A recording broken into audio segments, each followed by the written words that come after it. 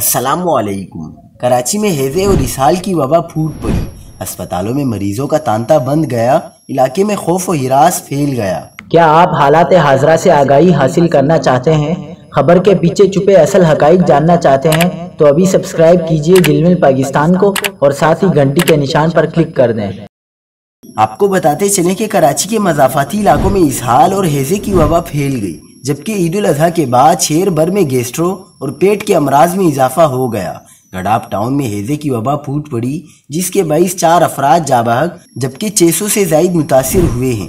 محکمہ صحت کے مطابق ڈائریا پھیلنے کی بنیادی وجہ پانی کا مضر صحت ہونا ہے۔ اہل علاقہ کے مطابق وبا نے 600 سے زائد افراد کو متاثر اور 4 افراد کی زندگیاں چھین لی ہیں۔ دوسری جانب سرکاری طور پر ایک خاتون کے جاں بحق ہونے اور 259 سے زائد افراد کے متاثر ہونے کی تصدیق کی گئی ہے۔ محکمہ صحت کے جاری کردہ اعداد و شمار کے مطابق ضلع ملیر کے شیدی گوٹ میں اب تک 259 سے زائد افراد متاثر اور ایک خاتون جاں بحق ہوئی ہے۔